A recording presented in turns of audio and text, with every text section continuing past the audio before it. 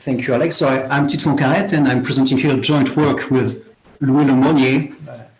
Well, I'm sorry, I'm always misspelling his surname, so it's one M and two N's, so remember it. And he's one of my colleagues in University Paris-Saclay in the Quarks team. So here you can see our wonderful logo. And the work I'm presenting here is about large-scale diagrammatic reasoning. So I think here we are all graphical language designers or users, so we all know some ZX calculus, CH calculus, or more strange stuff like ZW. And when we want to write big diagrams, we also have the same problem that we tend to use dots. And the problem of dots are they are quite informal, dots. It's sometimes difficult to exactly see what people mean when they write that. So this is a very old problem, and I kind of call it the dot wars, how to formalize, how to get rid of those dots to have something rigorous. So there are different situations when my I forget to precise, but feel free to interrupt me at any moment, and we are very few people, so if you have a question, don't hesitate to say it. And I'm not able to see the chat right now, so maybe just, if you are on the chat, tell people to interrupt me in person. That's all. So let's back to the dots. So we have different situations where we want to use dots. So first we're representing families of diagrams. So we have some, a huge family of diagrams with the same patterns, and we write dot, dot, dots to see, you see what I mean? They are all the same diagrams. Or when we have only one diagram, just a recurring or a pattern that happens many times, and we also put dots and say, yes, you see what I mean. And the last situations, usually when we have large-scale rewriting strategies. So what I call large-scale rewriting strategies is, for example, the B-algebra. When you have a B-algebra, it's very local, simple rule, but you have a lot of different generalizations of B-algebra, and they are all the same in a sense, just amounts to iterating, to doing the local B-algebra a lot of times. And then we usually write dots in those big rules to say, yes, you just have to do the same thing again and again and again and again. So we have different situations when we would like to have notation, formalization that will allow you to do it rigorously and clearly and without any ambiguity. So typical application is for writing normal forms. A typical situation when you have diagrams with a given shape and some parameters, and you want to describe them once for all. Quantum algorithms, because a quantum algorithm is not only one circuit, it's a uniformly described family of circuits, once for each size of the quantum register. And the same goes for our operating codes. We have a pattern, a way to encode things, and we want to do it again and again and again with arbitrary large diagrams, large registers of data. So to solve this dot issue, I would say there are mainly two family of solutions, which are the bank boxes in one side and scalable notation. So here I'm cheating a little bit because there are many PhD theses and papers, and people have worked on bank boxes and similar stuff, graph grammars, and scalable notation is mostly me. So they are clearly me and my co-authors. So it's clearly not equal. So here I'm pushing a little bit the scalable notation. But this is the goal of this talk, to do some advertisement and to compare the two. So in fact, those two kind of solutions comes from very different philosophy of how to see a graphical language. So bank boxes, they see diagrams as graphs. So you have graphs, and then you do graph rewriting, you want to compose graph, you want to produce families of graphs, and then the solutions you use to handle dots is graph grammar. So you have kind of a process that is producing more and more and more graphs of the same family. And on the other side, scalable notation, they come from a categorical point of view, that a graphical language is a prop, a monoidal category that is generated by generators and relations. And then the solution given by scalable notation is to take another prop, a colored one with more types. So you have big wires, and those wires represent arbitrarily large register, quantum registers. And then you end up with another category. So in a sense, scalable notation, they are directly compositional in the sense it's just a monoidal category. Bank boxes, they are also but in a sense which is more difficult to make precise, because you can always find a way to compose things. It's difficult to give it a precise meaning. So bankboxing have been implemented in quantumatics, for example, if you use it. I don't know if there are still some quantumatics users, but you can write bankboxes.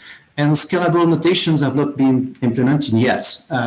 For this philosophical reason that most of the software we have to do graphical reasoning, they really see the graphical languages as graphs. And scalable notation, we'll see why later, you cannot use this kind of representation. So even the internal data structures the software used right now are not suited to do some scalable notations. And the main point I want to make about the comparison of those two methods to get rid of the dots is that we have really different styles. Like using bankboxes is almost like kind of an art, and my co-author, Louis Lemonnier, is mastering it very well.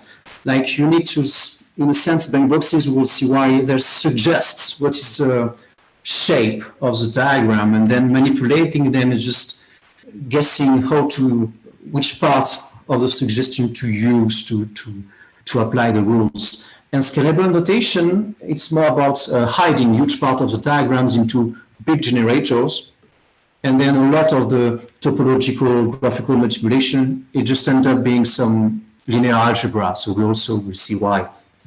So those are kind of the two styles and kind of the two philosophies that will be compared during this talk.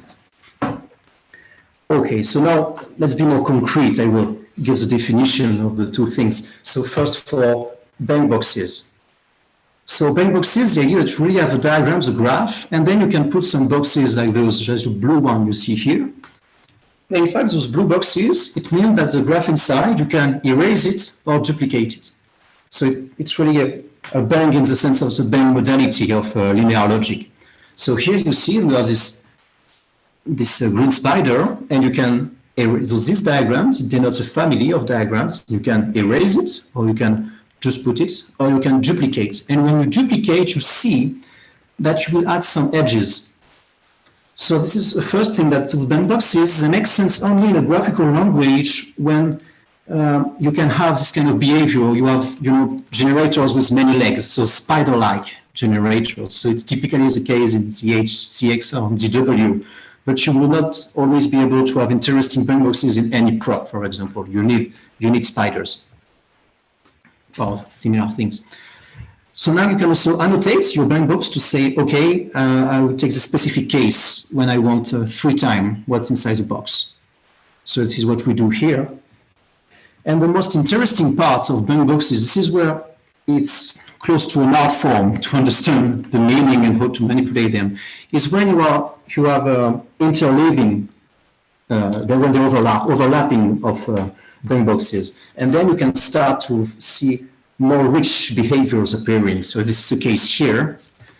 And with bankboxing, then we can rewrite in a very, very compact way, huge family of rewriting rules. So for example, what you see here is a bankbox notation to represent the fusion, spider fusion. So here you see the green spider fusion, in fact.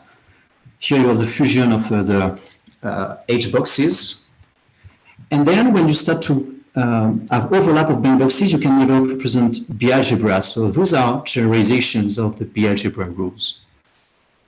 So this is for bankbox. You can, I hope you can feel the way we use them and why it is useful. And now for scalable notation. So the idea is different, that you have a new language. So you have the wires we had before, the thin wires with just qubits inside. And now we have bigger wires, which are representing a register of qubits of arbitrary size. And then we add new generators, which are those dividers and gatherer. They obey those equations. And they are allowed to divide and gather registers into bigger one or smaller one. So this is the idea. And you see that those generators, they are not in the node of a graph because the order really matter. They are not symmetric, I would say. So this is why it's very difficult, it's not very doable to implement them in a physics or quantumatics for now, maybe in the future. So then you define a large-scale generator. So we have the usual green spider, and now we have the big green spider acting on the register directly. And if you want to understand its behavior, you can just use dividers to open it and see what is the action on the smaller qubits inside the register. And you see it will act exactly like the usual spider, in fact. You can do the same with H boxes if you have some parameters in it. And here you see, in fact, in Scalable, you can index, if you want, by lists of parameters, because it will exactly behave this way, that you see you have the head of the list first and then the tail of the list. So you can really index by a list. And when we want to define the semantics of this interpretation, then it's just kind of a big tensor product usually, because it's just acting in parallel on all the different wires in the register. Okay, so this is a main description of scalable calculus. But with this, you cannot do a lot of things. You cannot do a lot of rewrites, just kind of compact representation of tensor products. You just have parallel action, but not a lot of mixing between parallel wires. So to have this, what is the key of scalable ZX or ZH calculus are the matrix arrows. So the matrix arrows, they are just kind of definition of the structure, so they are bipartite graphs. So when you see an arrow like this on a big wire indexed by a matrix A, in fact, it's a representation of a bipartite graph between green nodes and red nodes. And A is in fact just a 0-1 matrix encoding the connection. It's a B-adjacency matrix of the bipartite graph. And you can define the same way the yellow arrow. And this time it's a bipartite graph between green nodes and the yellow nodes of ZH calculus. And why are those arrows interesting? Because they have very nice behavior and interaction with respect to the other generators. So first, the semantics, their interpretation. When you have a red arrow, in fact, if you want to apply it on a cat, you just apply the matrix in F2, so the field with two elements. So you are just in F2 and you apply the matrix with just linear algebra on this finite field. And with yellow arrows, it's kind of the same, except that this one, the multiplication of matrices is defined in another ring. In fact, exactly in the Boolean ring with the and the or. So this is why I will denote it by a dot like this. So this is an interpretation of those matrices, and from this you can see, in fact, you can derive many rules. For example, the matrices, you can copy them with green nodes. You can erase them and things like this. Important ones I will use later, that you see a green node, it will always erase arrows. And if you look at your yellow arrows, you see they are co-copied by this AND gate. Right, you see it's an AND gate, in fact. So you do it in ZH, and you see you have a co-copy here. So last thing I want to say about those arrows is important, that if you define them as a bipartite graph, you have kind of a top-down approach, but you can also do it bottom-up. You can only define what's happening on very small arrows, so one-by-one matrices, and then you can construct from here. So this is for matrix arrows. And in fact, matrix arrows, we can represent them with bang boxes in a very nice way using trapezes. So those trapezes, they were introduced to do some diagrammatic graphical transforms. So we will see diagrammatic transforms, Fourier transforms. So I will talk about this later in the talk. So it's kind of striking that the two concepts were discovered in parallel for different reasons. So those trapezes are defined this way, you see. So it's in fact exactly the same way that the arrows are behaving on one wire. And then if you use some overlapping bang boxes, you exactly recover the definition of matrix arrows. So it goes in both ways. So you see, using bang boxes, in fact, it's possible to unfold the arrows and to see the internal structure. So why is this very interesting? Because usually, if you want to prove a property of something is scalable, the X-calculus, the method is always the same. Like, for example, let's look at this rule, the fact that a red arrow is always erased by a green node.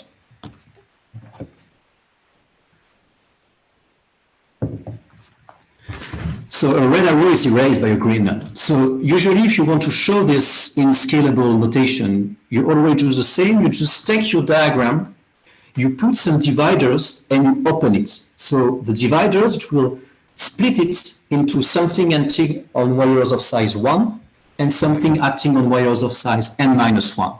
So then one is your base case and the other one is kind of proof by induction. So this is the way you prove things in Scalable. You do huge proof by inductions using dividers and gatherers. But here you can do it another way. Just you use band boxes to open the arrow, and then you will see the internal structure, and using some band box manipulation, then you manage to prove what you want to prove. And this proof is one line. It's very, very shorter than the usual proof you do in scalable calculus for showing this property by induction. So here, I hope you are convinced that the band boxes allows you to open the arrows, and then they are a nice way to understand their behavior. So the point I want to make is this tool, like in a sense, we have a hierarchy with large-scale techniques, large-scale graphical reasoning tools, that we have thin wires, okay, the usual ZX calculus, usual CH calculus, and then we have band boxes where you can still see, in a sense, the topological structure of your diagrams. You can still guess. And then you have scalable notation where everything is hidden into matrices. So you are very, very high level, but that you don't really understand what's happening. And here what we do is that we can use band boxes, which is medium scale tool, to see what's happening. So what remains of this talk, I will try to convince you, I hope, that when you have things done with band boxes, you can also use scalable notation to have more perspective, more insight, and simplify things, okay, by hiding some unnecessary topological structure. So this is what I will try to do. What do you mean, sorry, can I ask, what do you mean by middle scale? Medium scale? Yes, I mean by middle scale.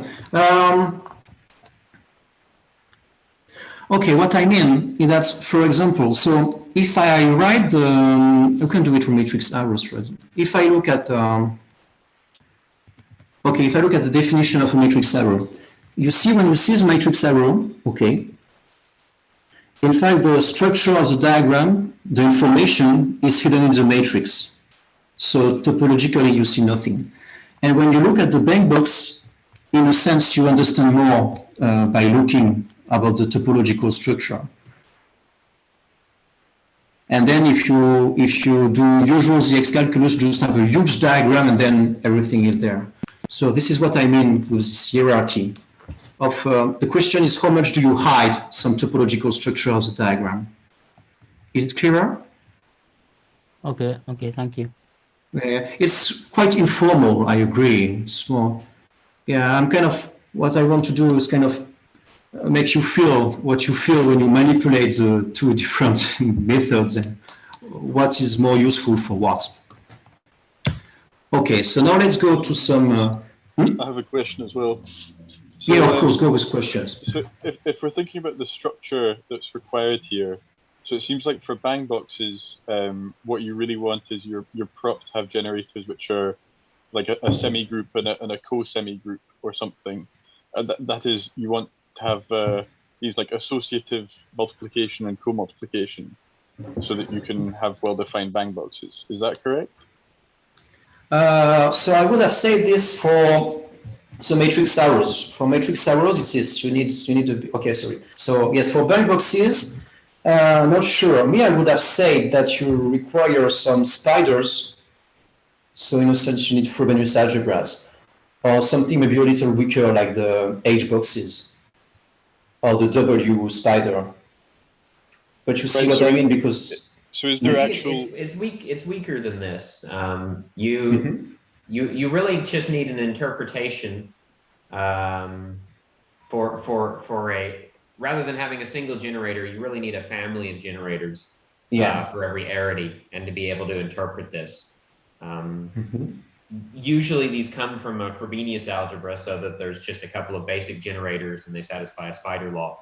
But this isn't assumed in the sort of the basic formalism of Yeah, bank even boxes. with a monoid, you're already okay if you just do it on one side, I imagine.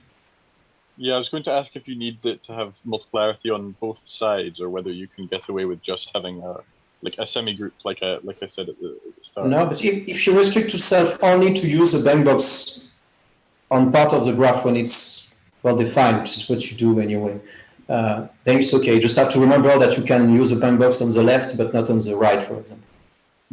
Yep. Okay. See what I mean? Thanks. But this might be okay, I think. And then you might also require this monoid to be commutative. I'm not sure if you can handle the order. There's a commutative and a non-commutative version. So, Okay. but what you're using here, I think, is the commutative version. So otherwise, your wires need to have a kind of a polarity to them going in and out of the bang boxes. Right. Okay, I see. Whereas for the scalable notation, this just works for any prop because all you're doing is adding generators and having these dividers and gatherers. Yeah, exactly. And then yes, the matrix stuff is what makes it interesting, and that requires the extra structure of the. Yes, exactly. A B algebra, basically. Yeah. Okay. Cool. So yeah, that's perfectly understood the point that scalable notation it applies on any prop, but it's not so interesting if you don't have more structure.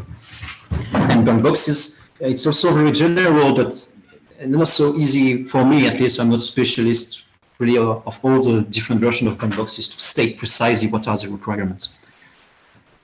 Yeah, I think the way we formulated this originally was your generators had some kind of data to say whether they would take variable amounts of inputs or outputs. So for instance, back in the days before ZH calculus, it wouldn't make sense to have a Hadamard gate and then have a wire going from the Hadamard gate into a bang box, because then that wire needs to split. Now we can make sense of that because that would just be an H box, but we sort of originally had to handle this case specially. Yeah, this is one of the difficulty if we want to. This is why I have to compare the two formalisms to some intuitions, because it's difficult to make them both live in the same place to really formally prove something. But I will come back to this later. This is kind of subtle issues here. Okay, so now what I will do now is just try to take what are the biggest achievements in a sense of bank boxes. So in a sense, the most ugly stuff, the thing that are very difficult to prove without them, and try to make it work also with some scalable notation and see if it's possible. So to do this, we will need kind of a dictionary to translate things into another. So here you have in some sense, some dictionary. So again, I say it's not very formal, it's more a heuristic. So for example, if you look at the arrows here, so here you have an arrow without any index matrix. By convention, this is a full one matrix. So those are complete bipartite graphs. And then you have a direct translation into bank boxes. And if you look at special cases, for example, here you see you have a thin wire, so wires of size 1 in the middle. And then this matrix arrow, this red one here, in fact, you just have one green node inside of it. That's all. And then you see what is the translation into bank boxes. So the idea that when we would see this pattern with bank boxes, then we can replace them by matrix arrows. So this is kind of the heuristic, and we will apply it on concrete case. So first, let's start with a regular hyperpivot. So this is this equation you see on the top. And now the goal will be to translate this equation, which is an equation with bank boxes, into an equation involving matrix arrows. So here you have kind of a step-by-step explanation of how you can transform the diagram a bit, so the left-hand side and the right-hand side, and then guess using the dictionary how to translate it with matrix arrow. But of course, in real life, this is not how you do it. What you do is that you try a small example, and when you understand the global structure of the diagram, then you directly write what is the right translation. So here I will try to give you an intuition on why this first equation you see on the top is equal to the equation you see on the bottom between matrix arrows. That here, in fact, you see the middle. On the left-hand side, in the middle, you have a Hadamard box, okay, which is connected to two green nodes. And then those green nodes are connected to a lot of Hadamard boxes, and those Hadamard boxes are connected to a lot of green nodes. So this is the structure of this kind of a big butterfly in a sense. So I hope I'm not losing anyone with this. And now if you look at the scalable counterpart, you will see again this Hadamard gates in the middle. And then you will see some matrix arrows, but those are exactly the matrix arrows I showed before. In fact, inside of those, you only have one green node. So those red arrows here are exactly the green node you see in the bank box diagram. And now to connect, you see the edge boxes which are connected to a lot of green nodes. In fact, those are bipartite graphs between yellow boxes, edge boxes, and green nodes. So they are yellow arrows. And here, the yellow arrows, for interpretation reasons, they are defined with the AND gates. You see in yellow arrows, you always have kind of one more Hadamard gates. So this is why in the translation, here we add some Hadamard gates to compensate. But we will see them everywhere, that when we have bank boxes, if we want to have a translation with some matrix arrows, then we will often have to add those Hadamard gates to compensate the ones that are hidden inside the boxes. So am I clear? Titouan. Yes. Given that this is just, these red arrows are just a kind of a fan out thing of a green dot, could they also be yellow arrows? Exactly. No, exactly. And in fact, we use it a lot of time. We can, in fact, we can even give a characterization because you look at the bipartite graph, and if of one side you are only of degree 1, then the edge boxes or the red boxes, they are not exactly here. In fact, they are just wires. Mm-hmm. So the correct characterization, if I remember well, is you look at the matrices and you have to say that in that's it. In a line, you need at most 1, 1. And if this is true, then it means that you just have a fan out, as you say. And then you can change the color of the arrow. And we will use it later. So now when we have the correct formulation in scalable notation, we can start to prove things. And in fact, the proof of the regular hyper-pivot in scalable notation is one line. It's just what you see here. So maybe I can, so tell me, do you want me to explain the proof or not? I can go on. Yeah, do it. Okay. So here we start. So first you have a rule say that the Hadamard gate, it can go through, it can commute with a red arrow by changing the direction and putting a transpose. But then here it's a matrix full of 1, so the transpose is also full of 1. Can you point with your mouse rather than your finger? Yeah, you see it? The mouse? No. We can't see the pointer. Never mind then. Yeah, I'm sorry. So I say this is the middle Hadamard gate. So the middle Hadamard gate, I make it, so here I'm starting from the left. The middle Hadamard gate, I'm pushing it through an arrow, and this will change the direction of the arrow and put a transpose. But here it's full of 1. It's a complete bipartite graph. So when you do the transpose, it's just still a complete graph. So still no notation. So here I'm at the second step. Now the Hadamard gates, they cancel, as usual.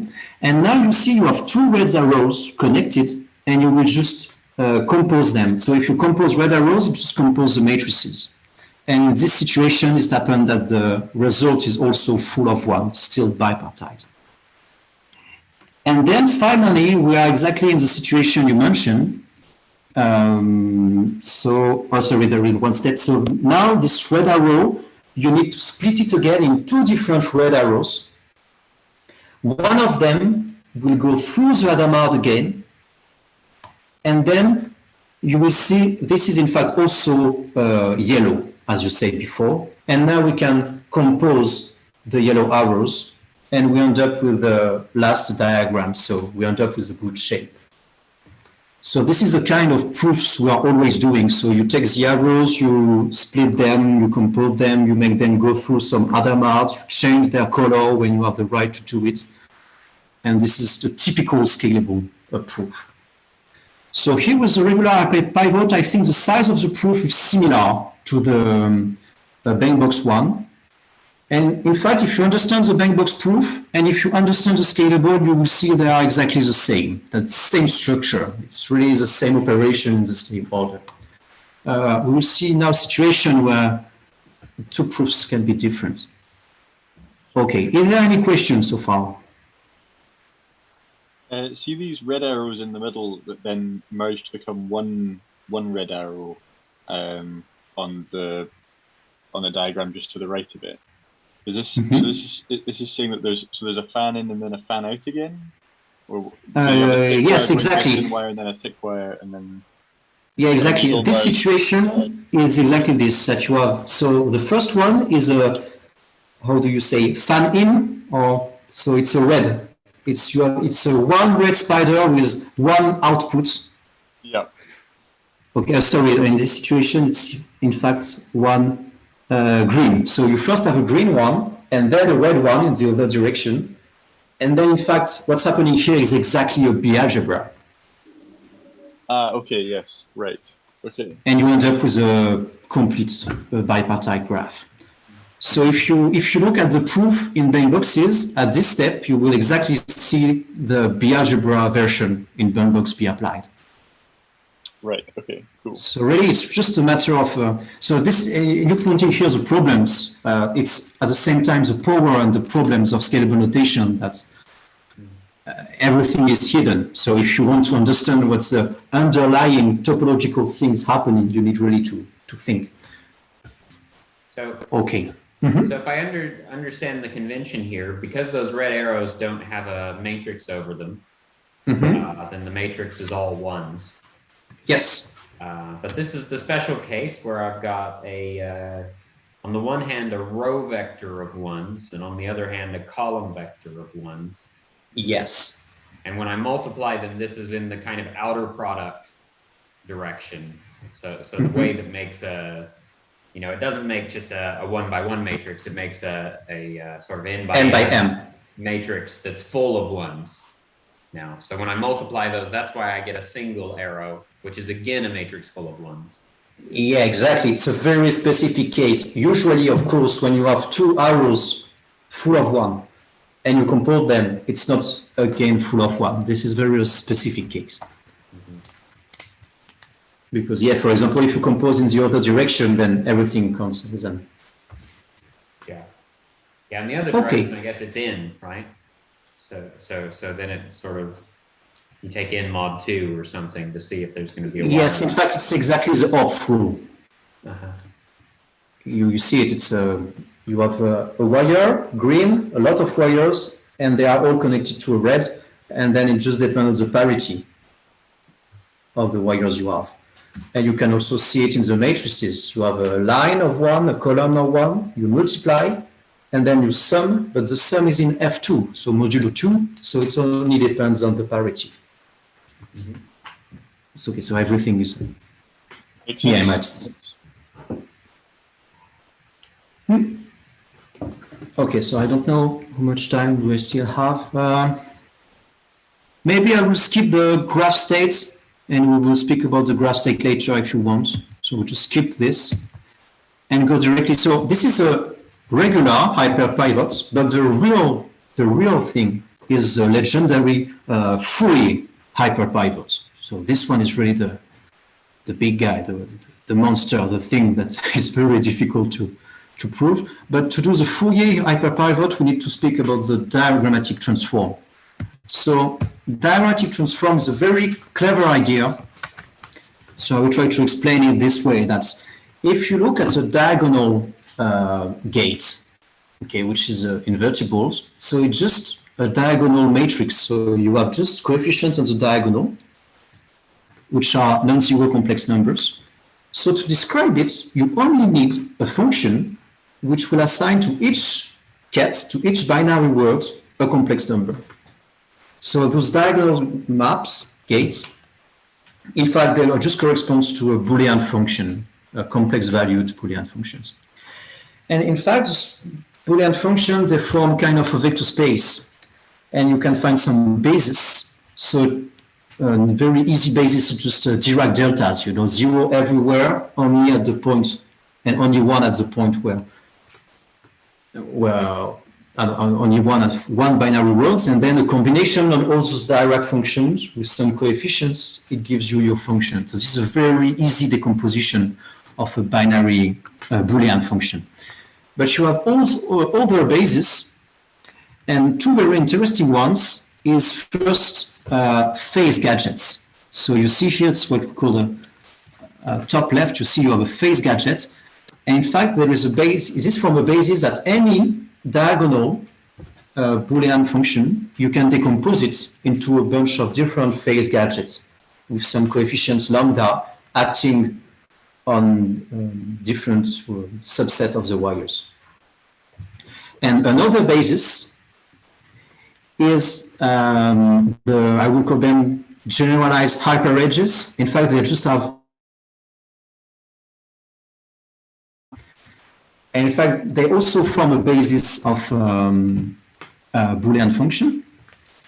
And then if you look at the change of basis, it corresponds to what we call a transform. So the first one corresponding to phase gadgets is more or less the Fourier transform of Boolean function. And the one corresponding to the hyperedges, it's what we call the Mobius transform of Boolean functions. So we have those two transforms.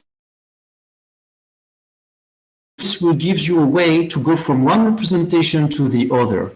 So this means that we directly have kind of transformation that taking the parameters of a family of phase gadgets will give you other parameters for a family of hyperedges. So in a sense, it's really a translation from ZX to ZH, if you think this way.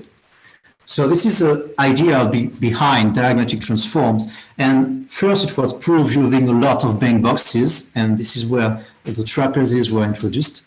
And now we will give the scalable formulation of those diagrammatic transforms. And to do this, we do this way. In fact, if you look at the structure, if you have a lot of phase gadgets, then you can write it this way. So look at the equation in the middle. This is the most important one. So when you have a green node connected to a red arrow with a delta here. So in fact, this red arrow here, this delta, the matrix, is defined. So it's a matrix. It starts with n wires, and it ends up with 2 to the power of n wires, each for one for each subsets. Okay. And then it works as you expect. It will just connect. It will just connect some wires to the subsets. So, for example, if you have a subset of 2, it will just be connected to the 2 corresponding wires. If you have a subset of size 3, it will be connected to only 3 wires, input wires, and only to the one that are inside this subset. So this is generating all the possible phase gadgets you can imagine between those wires. And then at the top, you will just plug a list of 2 to the power of n parameters, which corresponds to the parameters of all phase gadgets. And if you choose -1 as a parameter, it will just make the phase gadget disappear.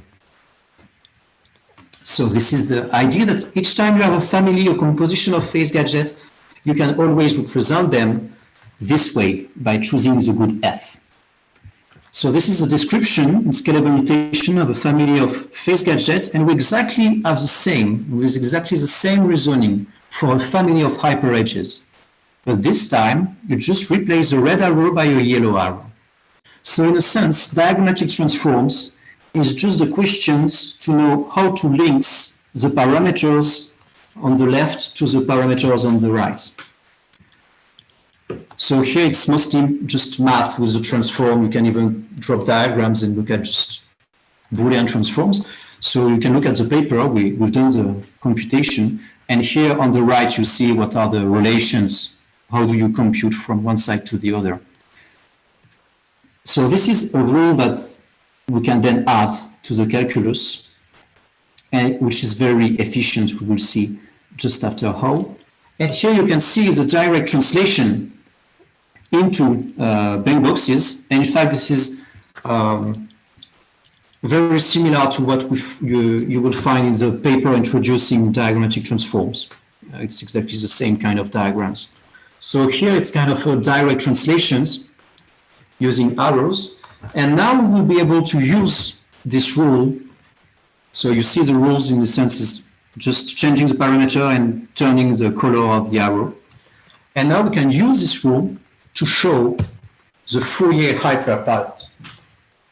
So first, same as with the regular hyperpivot, we need to translate everything. So we need to understand the shape of the diagrams and find what is the equivalent one for matrix arrows. So this is what we have done. And then we end up with this equality you see at the bottom. And you see here everything is hidden, in fact, into the relation between the lambda and the mu that we need to compute through some transforms.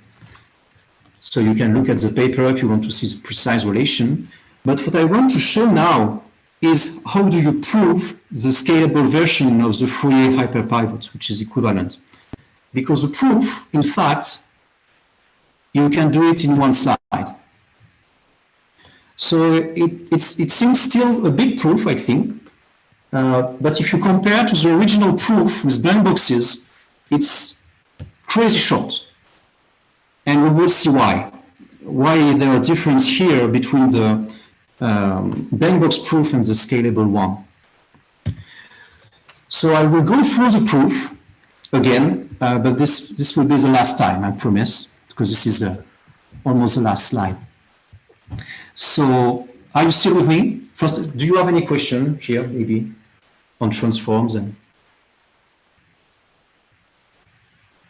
I had a question about notation, but I think I know the answer.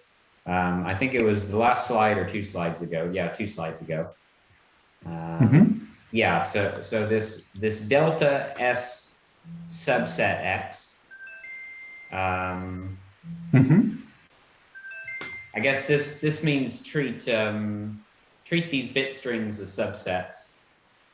Oh yes, exactly. Delta S subset X means evaluate to 1 if X is 1 wherever S is 1. Yeah, exactly this. Yeah, I was very, very quick. I'm happy you understood yourself. But yes, this is what it means. Okay. Or yeah, I guess put another way, it's taking the and of all of the positions where S is 1. Where? So this would be, yes. You can see it this way. Bits in X where S is 1 and them up. And then if all of those are 1, then give me lambda, otherwise give me 1. Yes, exactly.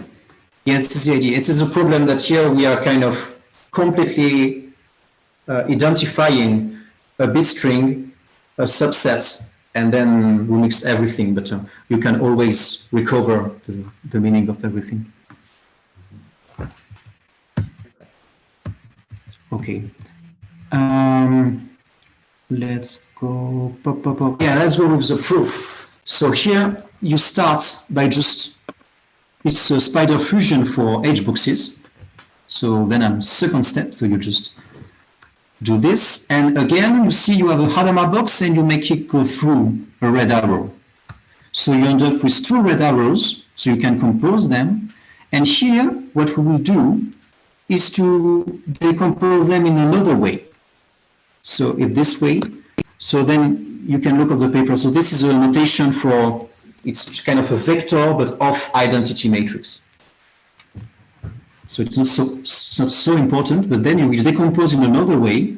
And then in this decomposition, in fact, if you look at it, you can see that this is also a yellow arrow for the same reason I said before. And then you can fuse it with the B. So here I'm second line. You can fuse it with the B. So here, second step of second line. And now what we do is that we will pop out 2 Adamar boxes. And one of them will go through the red arrow. So it will change the direction and put the transpose. So here I'm at the end of second line. And now we see we have a red arrow, but this one is, in fact, is also a yellow arrow. So now third line. And now we see we have an AND gate and then a yellow arrow. So the yellow arrow, we can co-copy it. So directly we co-copy the yellow arrow and then the 2 Hadamard gates disappear. So here I'm in the middle of third line. And now, again, we go from yellow to red. So we can make the red go through the Hadamard box. And here I'm at the beginning of fourth line. And here you see I have the diagrams of the right shape to apply diagrammatic transform. I have a red arrow and some parameters on the top. The only problem that there are some phase gadget missings. I don't have all the phase gadget I need to do the complete transform, so I will just add them freely. So this is why I'm going from the small delta to the big delta and from the matrix here to the delta. So here I'm middle of the fourth line. So here I'm just cheating by padding. And then I can apply the transform. So here the red will change into yellow. So here I'm at the end of the fourth line. And now again, we can co-copy the yellow arrow. So we do it. So here I'm at the last line. And then we can fuse, just compose the arrows and fuse back the parameters, and we end up with the results. So if you look at the proof with blank boxes, in fact, it takes a lot of time, but you can see that the structure is again the same. The only problem that at some point you have a lemma. And in fact, the lemma in a sense corresponds to a co-copy of a yellow arrow by an AND gate. Just that so here, Scalable IO allows you to have this abstraction to see this is a big AND gate and a yellow arrow. But if you look, if you have more information about the internal topological structure, then it's very difficult to put the Hadamard gates together to start to see the structure and apply it, and then you need a lemma to put everything together. So this is why in this precise situation, you really see the power of scalable notation, that it gives you some insight and perspective, and then you can just manipulate what matters, and all the unnecessary topological structure is completely hidden. But there is a drawback, because if you look at, in fact, if you really try to translate back from Scalable to Fourier, to blank boxes, then you will see that in fact in the U here, there are a lot of, it's a lot of ones. There are a lot of ones that will, so if you have a 1 in the blank box, it just explodes. It explodes. So in fact, we could simplify this diagram a lot, and the simplification is already made in the blank boxes. Why? Because blank boxes, they have more information about the internal structure, so they are able to see those things directly. But with Scalable, we are at a larger scale, and then if we want to see those boxes explode and cancel, then we need really to compute the mu and see where are the ones. So this is a difference between the two, and I think it's a perfect, how do you say? It's can resume perfectly the difference between the two approaches and the two philosophy. And the two ways to use blank boxes or to use scalables. I think everything is kind of in the Fourier-Hyper-Pivot. So that's all. For me, I have nothing more. So if you have one thing to keep from this talk, in that we have two ways to representing large-scale diagrams. They are not orthogonal. We can combine them. In fact, they work together quite well, and we can translate between them.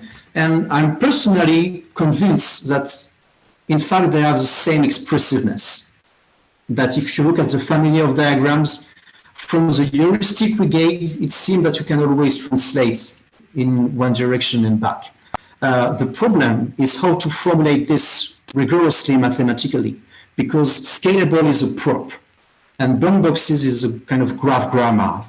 So if we want to show formally that the family of diagrams described are the same, we need either to turn blank boxes into a prop, so to give really a sense of compositionality of blank box, or to turn the prop of scalable notations into graph grammars, and then we can compare formally. So this is work that still have to be done. It's hard. It's hard because there are a lot of cases to consider. You have really to understand all strange cases that can happen with blank boxes. And in the other direction, you have to understand really well how the scalable calculus behave with the matrices as a grammar. So I'm not sure I will do this works, but this is what remains to be done if you want to really show precisely that the expressiveness is the same. So thank you for your attention. Let's see if you have any questions.